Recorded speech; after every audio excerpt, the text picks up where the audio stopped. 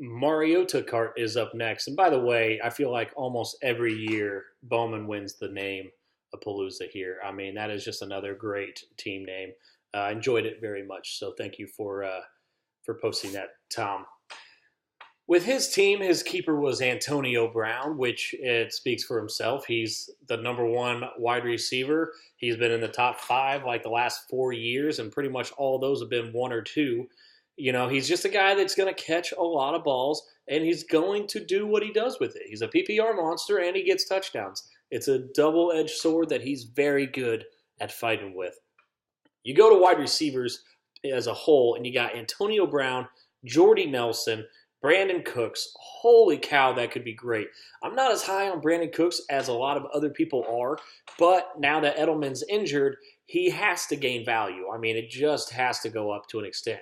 Then you look at the bench, and you still got Kelvin Benjamin and Pierre Garçon as two other wide receivers on the bench. I mean, this team is very deep and will be very strong whether there's injuries or not, because I think it's the odd year where Jordy Nelson's supposed to get injured.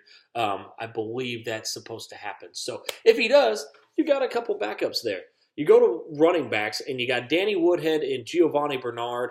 Not the strongest case there, but if you go down and look at the bench, that's because he's got Doug Martin suspended the first 3 games this year and could come back.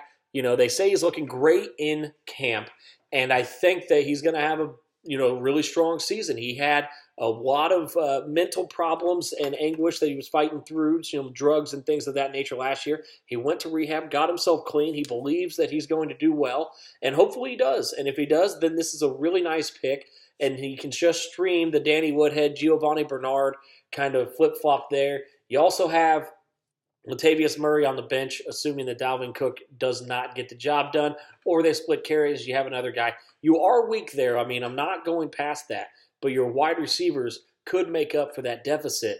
And if Doug Martin comes back and is a running back number 1, you might not have to worry about it too much. Then you got Travis Kelce, another great tight end, finished number 1 overall last year, mostly because Gronk was injured, but he's a PPR guy, and they got rid of Jeremy Maclin, so those catches have to go somewhere. They're not all going to go to Tyreek Hill.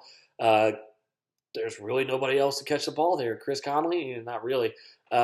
So I see his numbers going up. I could see him catching 100 balls this year and not be crazy at all. And Jason Witten on your bench, if anybody's been following Jason Witten this preseason, he has been killing it.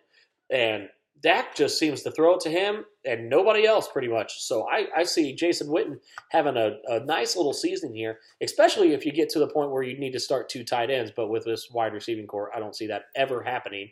And as far as, on the rest of the bench, you got Alex Smith down there, which is kind of okay. But the point I want to pick out is Andy Dalton. Andy Dalton is going to be a top 10 quarterback. In fact, top 8 specifically, I believe he's going to finish in the top 8. Well, whoop-de-doo, Seth. That's 7 people ahead of him. Yeah, but Tom drafted him in round 13. 13. I drafted Brady in 3, and he's going to get 100 points less for a guy he drafted in round 13. You look at the wide receivers on this team, and you're like, how did he get all of them? Because he drafted a quarterback so late. Tom, you've been doing this for a few years. It normally pans out pretty well for you, at least the rest of your team. And I think that Andy Dalton's going to have a heck of a year. He's got the weapons. He's got, the offensive line in front of him. If he stays healthy, he's going to have a really good year, and you're going to be, raking in another fantasy championship possibly. Overall, this team, like I said, the wide receivers are as strong as any team out there, by far the strongest that I've seen. Running backs, not great at all, especially the first 3 weeks with Doug Martin out. But you give a little bit of time and a little bit of movements, and this team could be very, very strong. Overall, I'm going to give it a B+ because of the running back depth. But overall, this team is going to be scary, and it's going to be in the playoffs.